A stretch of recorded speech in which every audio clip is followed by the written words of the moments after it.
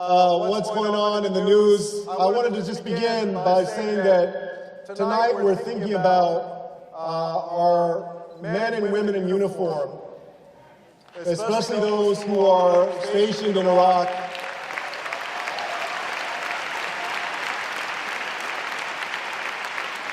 And we're praying for their safety. We're also, our hearts go out to the people of the island of Puerto Rico today, who already have endured so much loss after Hurricane Maria and suffered an earthquake.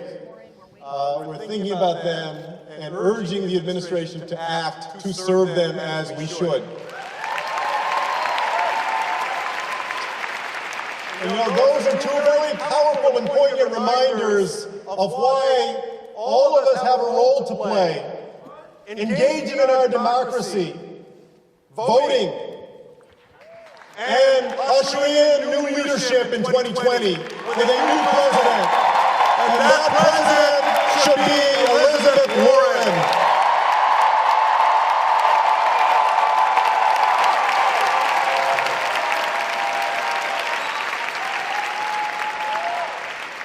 Now, as y'all know, I also ran for president.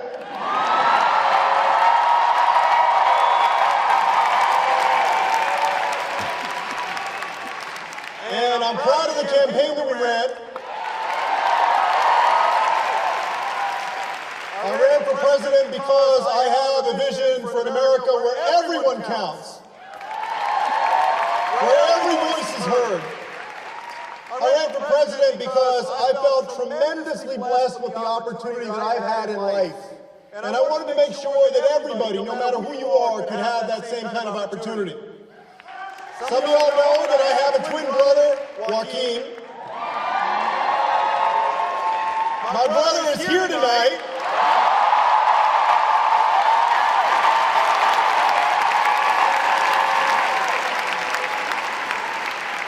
Don't clap too loud or I'm going to get jealous. Don't clap too loud. You know, Joaquin and I grew up on the west side of San Antonio with my mother and my grandmother. And my grandmother had come over to the United States in 1922 from northern Mexico because her parents had passed away. She never finished elementary school, so she worked as a maid, a cook, and a babysitter. She raised our mother as a single parent. And my mom raised my brother and me as a single parent too. We grew up and were proud products of the public schools of Texas.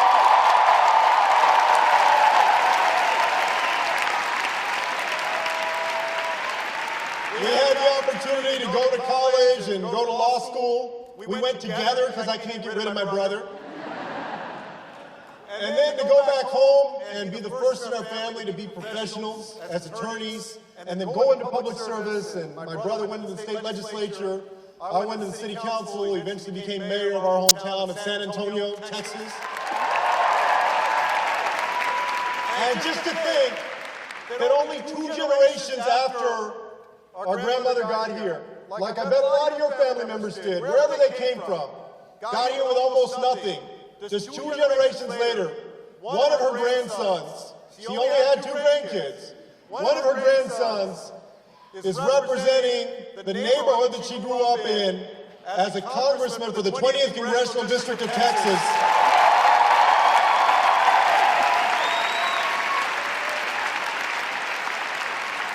And chairing the Congressional Hispanic Caucus.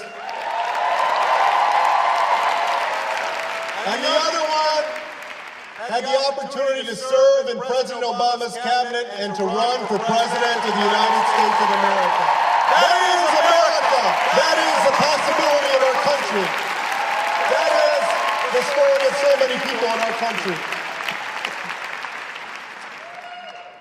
And now I'm here because I believe in a person who is going to make sure that those same kind of opportunities that my brother and I were blessed with, and that so many people here as well have been fortunate to have, of a good education, of the chance to get a good job, to get decent health care, to be able to reach for your dreams, that we make that possible for every single person in this country in the years to come. And I had the opportunity to see all of the candidates. At one time, y'all remember, at one time we had 25 candidates that were running in this cycle. 25. I had the opportunity to see all of the candidates, to get to know many of the candidates, to understand them. This is what I understand about Elizabeth Warren. She is a fighter for everyday Americans. She's a fighter because she has also struggled and lived that American dream. Elizabeth Warren grew up the daughter of a janitor. She grew up to become a public school teacher, and a law professor, and a United States senator, and a champion for consumers everywhere in this country. She knows what sacrifice is like. After her father had a heart attack, her mom had to take a minimum wage job at Sears to make ends meet. She understands because she's listened to people for many years throughout this country. She's heard their calls for change. She's heard about their dreams and their aspirations for themselves, for their families, their communities, and for our country. She's a fighter because she knows that too oftentimes today the deck is stacked against people who just want a shot at reaching their dreams. She knows that too often today in Washington, the power goes to special interests who can afford big lobbyists and lawyers to write in special provisions and legislation. She knows that we need to get big money out of politics. She knows that we need to give the people, the power, and not the powerful, the biggest voice. And let me tell you something. I don't have to guess what kind of president she's going to be, because I've seen firsthand what kind of senator she is. I had the opportunity to serve as Secretary of Housing and Urban Development for President Obama.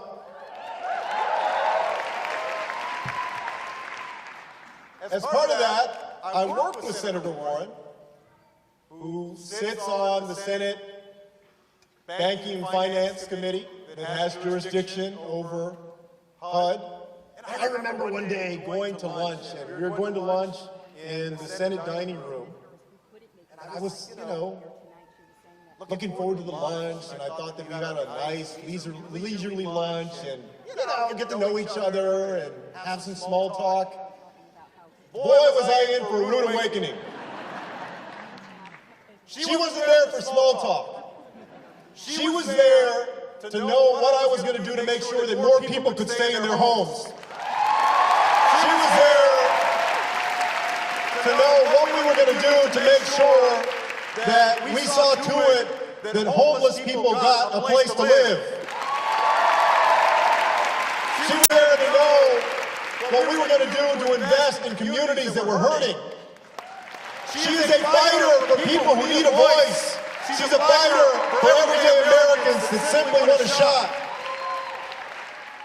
So I know that that's the kind of president that she's going to be. And here's the thing.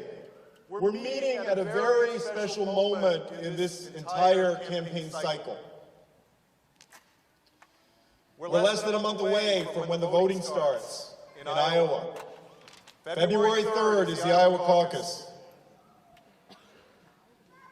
That's right, somebody's counting, 27 days. And look, I have tremendous respect for everybody who's running in this race. This is perhaps the most talented field of people, and there's an embarrassment of riches of people who have a great vision and great integrity, a great track record, experience. It has been said many times in many different campaign seasons, but you know what? I think this is more true this year than ever before. Any one of the folks that are running would make a better president than the president that we have sitting in the office today.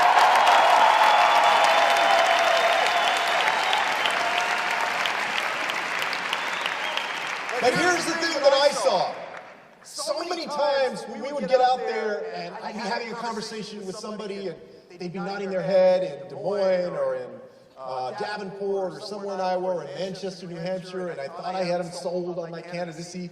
They'd say, I really, really like you. I love what you're talking about, but my first choice is Elizabeth Warren. You're in my top 3. My first choice is Elizabeth Warren. More than any other candidate in this race, more than any other candidate that's going to be on that debate stage in a few days, Elizabeth Warren is a candidate who can unite the entire Democratic Party. She can bring people together. She can appeal to all sides. People believe in her vision. All of the candidates are great, but you start looking at this data, and I did that as a candidate, and you see some interesting things. The polling says, well, perhaps that a lot of older voters go one way, right? And younger voters go another way. You have a preponderance of younger voters that support Elizabeth, and older voters that also support Elizabeth. You have people in small towns and people in big cities that support Elizabeth. You have folks that are dreaming about a country that we can have that represents the best of who we are.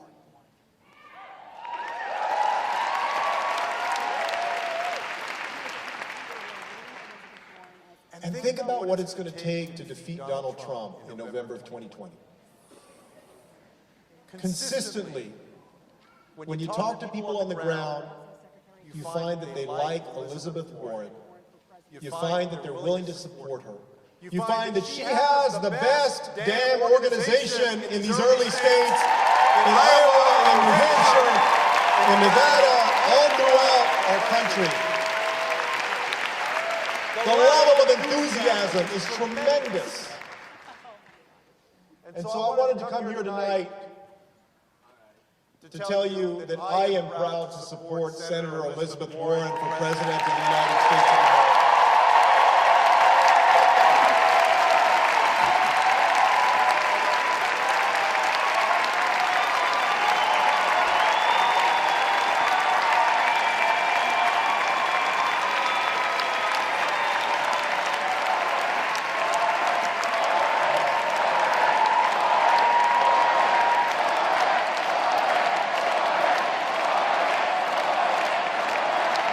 Y'all sound good. I'm proud to support her. I want to thank you for supporting her. I'm proud to support her on behalf of all the people that we were fighting for in our campaign. I'm proud to support her on behalf of every kid who is out there dreaming about being an astronaut or being a teacher or being a firefighter. I'm proud to support her on behalf of every single person who is sleeping on the street tonight and needs a safe, decent, affordable place to live. I'm proud to support her on behalf of people like Miss Swain that I met in Waukee, Iowa, who had lived in a trailer park for 40 years until she got a letter from a private equity group telling her that they just bought out her trailer park and they were raising her rent more than 60%. I'm proud to support Senator Warren on behalf of so many people who are going broke because they got sick. Proud to support her on behalf of parents of children with disabilities who simply want to see their child be able to get the kind of education that they deserve. I'm proud to support her on behalf of folks who too often have been the victims of police brutality and just want to be treated the same like everybody else. And I'm proud to support her on behalf of each and every one of those migrants out there that is simply dreaming of a better life in the United States of America. So that we can say in the years to come, no more kids in cages, no more separating families, no more playing games with people who are seeking asylum. We can do this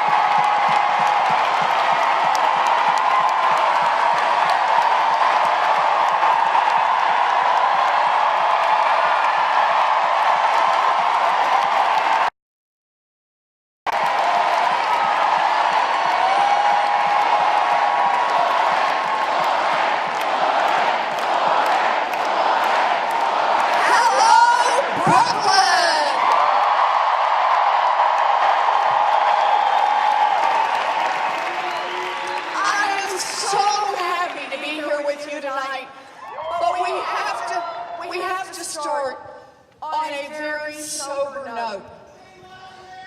I love you too.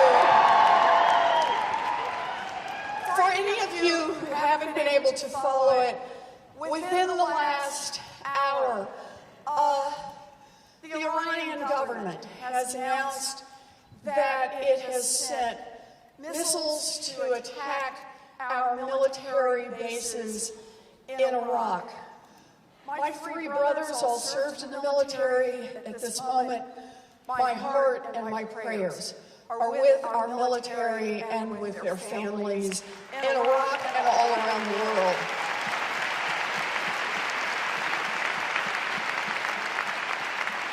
But this is a reminder why we need to de-escalate tension in the Middle East. The American people do not want a war with Iran.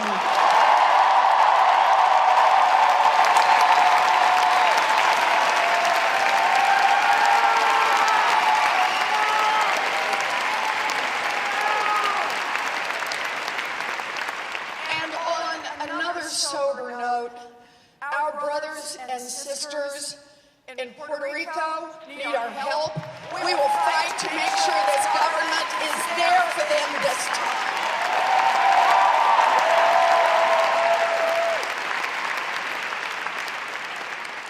It is so terrific to be here with my dear friend, Julian Castro.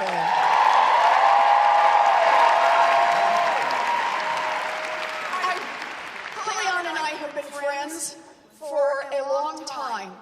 And for me, it all comes down to one thing. Julian is a good man. He is a good man who went into public service, not for himself, not for his own glory, but went into public service to make a real difference in the lives of millions of people across this country. And that is what he has done. He has been in the fight for safe and affordable and secure housing for millions of Americans, and we all owe him a big debt of gratitude for this work. He was one of the first national figures to truly lift up the fight for true equality for people in the disability community. Thank you, Julian.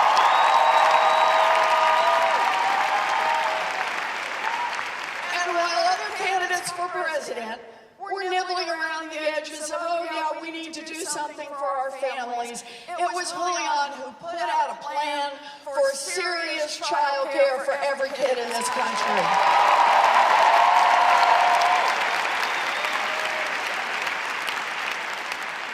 Julian is a man of commitment, and his commitment is about making sure that the people who have been ignored and the people who have been deliberately left out forever get a voice in our democracy and get a voice in our country.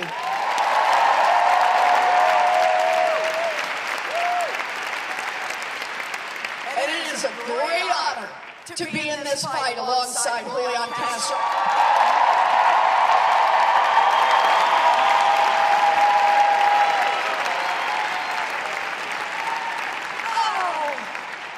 Some fun tonight. I'm sorry about the delay. I like to start things on time. You would expect that of a woman with plans. But the good news is, and the bad news, a lot of people couldn't make it in. So Julian and I wanted to go outside and say hello to everybody. So here's what we're going to do tonight. I'm going to talk a little bit, for any of you who don't know me, tell you a little bit about myself, tell you, I'm going to do this. I'm going to tell you a little bit about why I'm in this fight, and then we're going to do something historic, right at the center of democracy. Julian and I, for the first time in history, we're going to stand here and do double selfies, and everybody's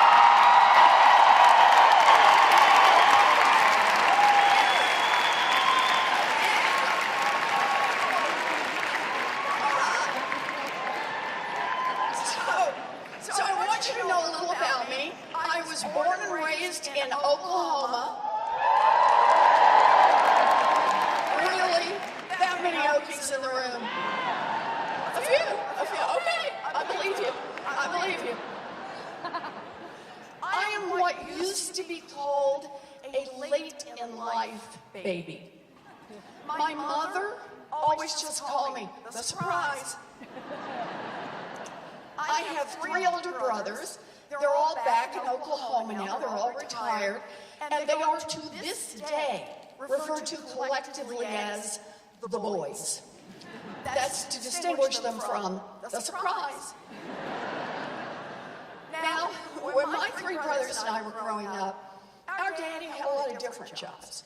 He sold paint, he sold carpet, he sold fencing, he sold housewares.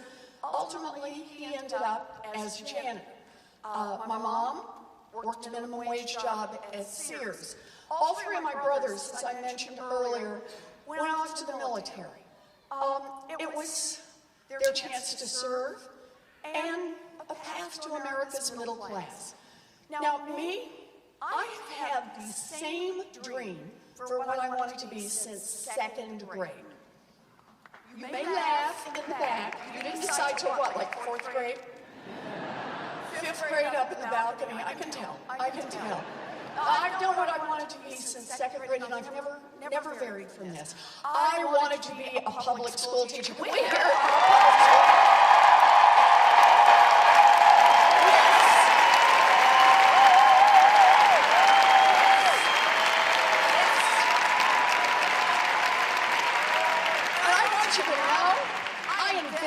Early. I used to line my dollies up and teach school. I had a reputation for being tough but fair. But all during my growing up, anytime anything came up, I'd say, I'm going to be a public school teacher. I'm going to be a teacher. I can teach. By the time I graduated from high school, my family did not have the money for a college application, much less to send me off to 4 years at a university. So like a lot of Americans, I don't have a straight path story.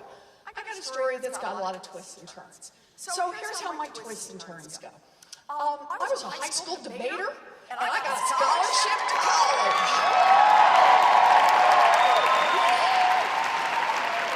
Let's hear it for the nerds.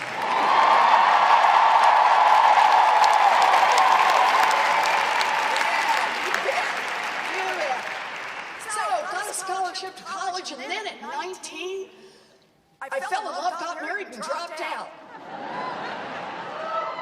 Woohoo!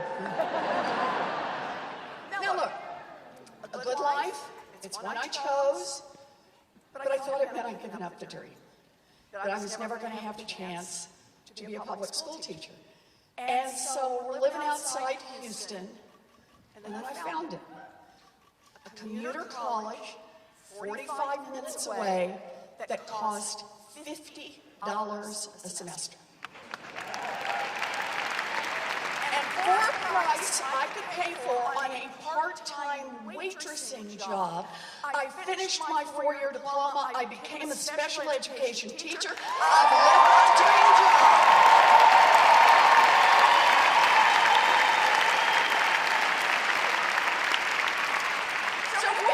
Public school teachers in here? Oh, yes. Any more public school teachers?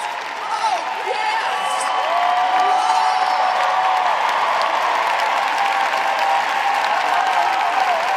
Yes.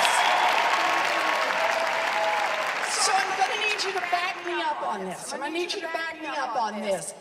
It is not a job, it is a calling. I had 4 to 6-year-olds in special ed, and I loved my babies. I loved the work. I still remember things we worked on together. And you know, I probably would still be doing that work today, but like I said, my story has some twists and turns, so here's the next one. By the end of the 1st year, I was visibly pregnant. And the principal did what principals did in those days. Wished me luck and hired someone else for the job. Great. So here I am. By now we've moved up to New Jersey. And I got a baby. can't get a job, and I just got to tell you, I got to do something. I got to do something. I know I will go to law school. Yep.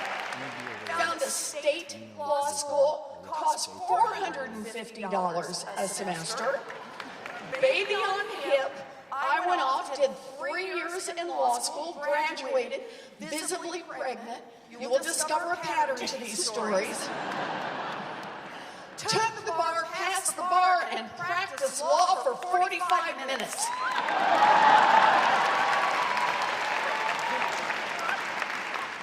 And then I went back to my first love, teaching.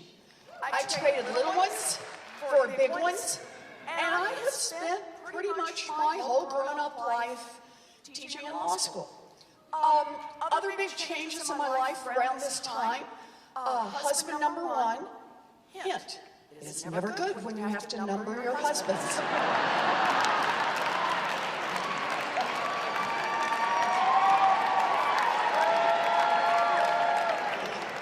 I heard that sound. Husband number one and I parted ways, but I found Bruce, he's a good one, and I held on to him.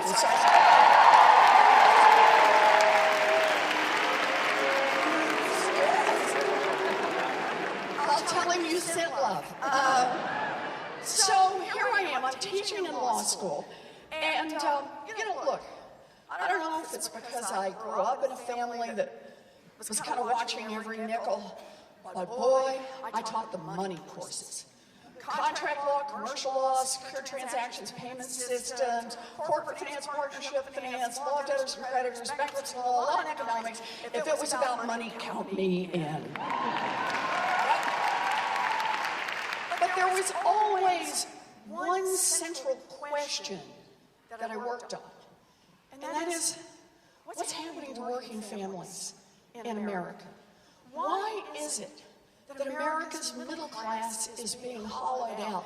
And why is it that people who work every bit as hard as my mom and dad worked 2 generations ago, today find the path so much rockier and so much steeper? And for people of color, even rockier and even steeper.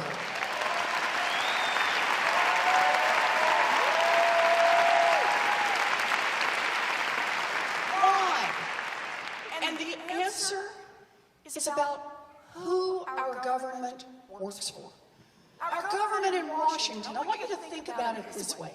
We have a government that works great for giant drug companies. It's just not working for people who are trying to get a prescription filled.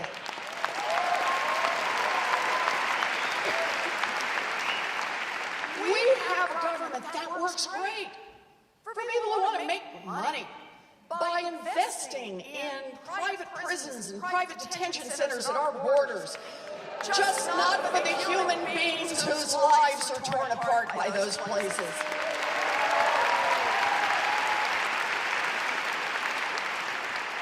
We have a government that works great for giant oil companies that want to drill everywhere, just not for the rest of us who see climate change bearing down upon us.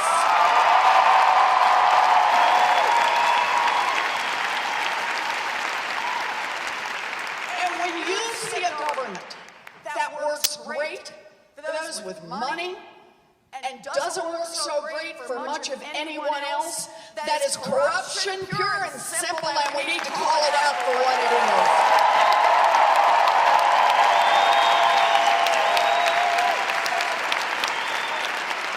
Corruption. Think of it this way. Money, money, money in Washington. Campaign contributions, oh yeah, but also the lobbyists, the lawyers, the PR firms, the bought and paid for experts, the tilted think tanks, all to try to influence the decision makers. Money, money, money that flows through that place. And understand this, whatever is the issue, the real issue that brought you here today, whether it's climate change, whether it's gun safety, whether it's healthcare, whether it's student loans, if there is a decision to be made in Washington, I guarantee it has been touched by money.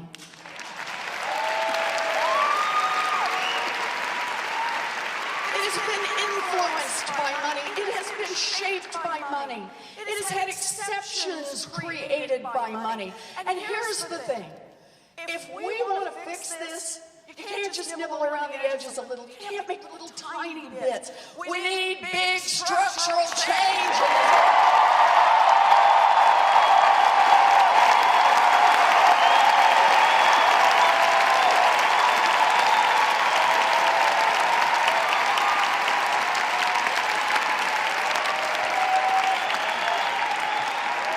Big structural change, and I got a plan for that.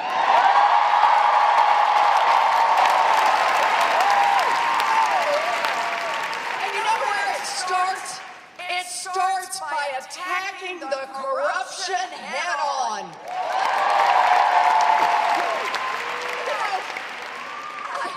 That's what we got to do. You're going to like this. Here's the good news. I have the biggest anti-corruption plan since Watergate.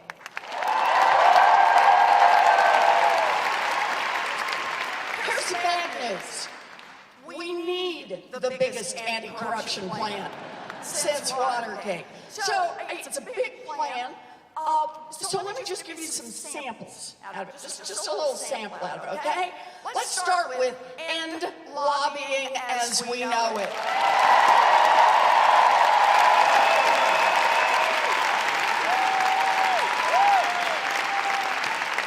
Here's one close to home. Let's block the revolving door between Wall Street and Washington.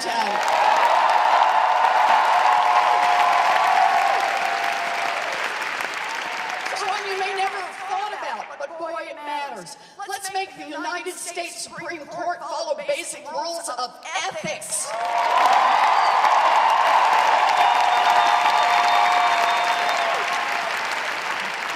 Okay, I could do these all night long.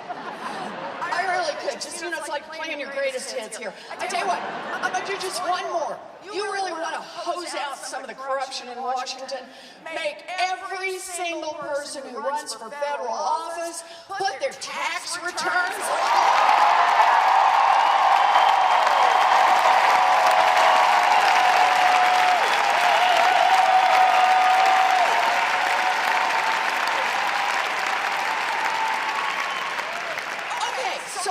part one. Attack the corruption head on. Because here's the thing. If you could just disrupt the influence of money, if you could just break it up, if you could just change it, if you could just knock it back just a little, now we've got a chance to make some more change, some more big structural change. And I want to start with our economy. We've got a real problem in this economy. It's the giant corporations. These are the guys, think about this. They've swallowed up the little businesses. They've swallowed up the medium-sized businesses. They've swallowed up what used to be big businesses. And here's what's wrong with it. It gives them so much power. So much power. Power over their employees, power over their customers, power over their communities, and power in Washington, D.C. Let's be blunt. It is time for a president with the courage to enforce our antitrust laws and break these guys out.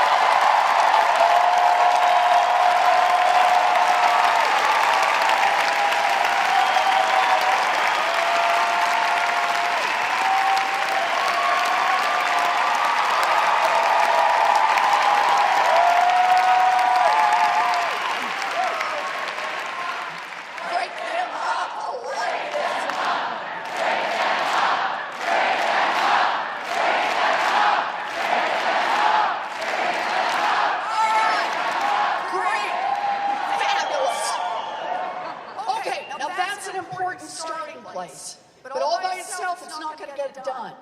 Because that helps us break up the power of the big corporations. But you want real balance in an economic system. You've got to have more power in the hands of workers. That means make it easier to join a union and give unions more power.